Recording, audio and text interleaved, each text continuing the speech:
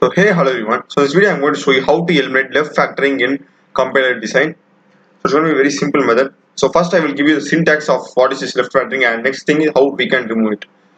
So left factoring is basically present in your production rule of your grammar. So what is this left factoring is that left factoring is this common fixes available in your production rule. So let's say you have the starting symbol S.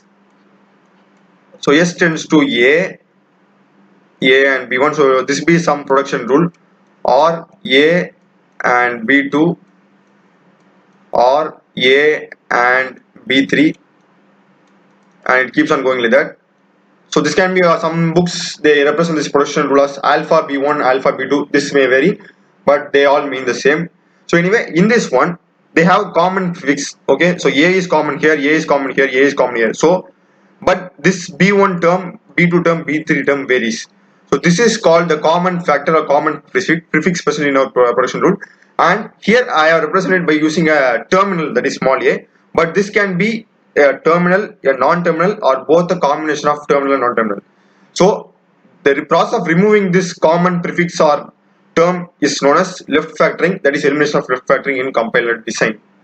So this is as simple as that, and it is different from left recursion. So left recursion is basically that you will have some A tends to A, and you will have some here, let's just say alpha slash beta, some it becomes, it is like that. Here you have the same thing recurring again, but here you don't have that problem. It doesn't occur in here, etc. So this is how left factoring differs from left recursion. So let us see a basic example now how to solve this one. Okay, okay, so consider this example. S tends to A A and B, or A B. Okay, so as you can see here we have the common term A over here. So here also A is common, and this corresponds to B1, and this B corresponds to B2. So how to solve is basically that you will write S tends to that common factor A, and you will put S dash. Okay, so this is going to be one term, and you will also put S dash equal to the remaining terms. Okay, so the remaining term is going to be AB, so it's going to be AB slash B. So as you can see here, we have completely removed that left factoring thing. This is S dash. So here you can't say this as B and this as B because it's not present as a prefix. Okay, so this is our final thing after eliminating our left factoring. So I will also show you another demo.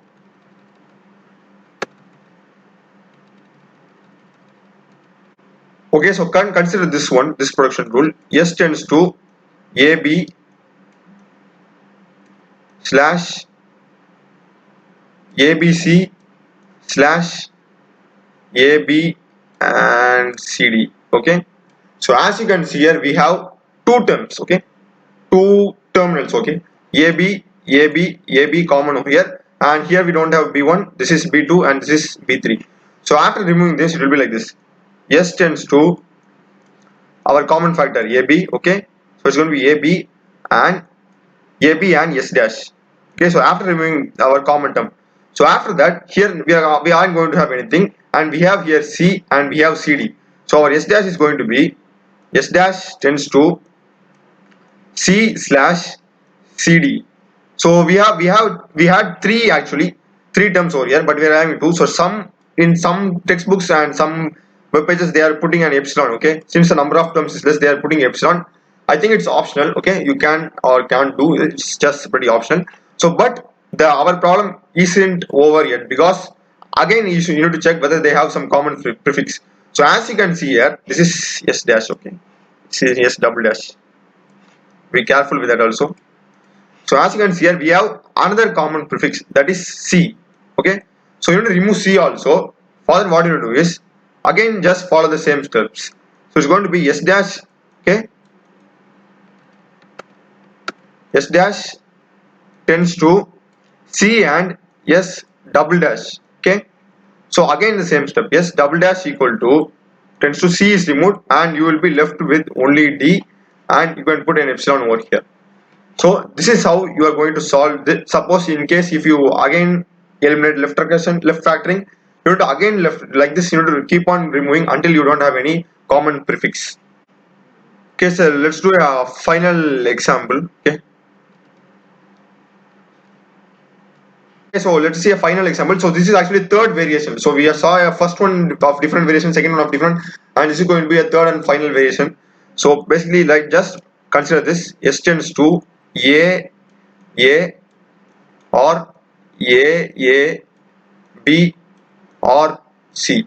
The only difference is that in previous examples, all the terms had a common factor or a common prefix, but here our third term, that is C, it does not contain any common prefix because the first two terms have A as common, but our third term it doesn't have A. So how to solve is that just consider the common prefixes, that is our WA, and what you are doing here, you are just going to write S tends to our common prefix of the first two terms A, and as usual just put S dash and just copy this term that does not contain any prefix, that is common factor or prefix. So just going to put /C over here, simple, and S dash is going to be S dash tends to only B. We have only B left, okay? So it's going to be B and /epsilon. So the number of count has reduced from 3 to 1. So you're just going to put epsilon. So this is how you are going to solve this some term that does not contain any common factor. So that's it for this video, and mine is a programming channel. I've done many tutorials in C, C++, Java, Blender, Unity. So do check out my other videos of my channel and consider subscribing and supporting me. Thanks for watching.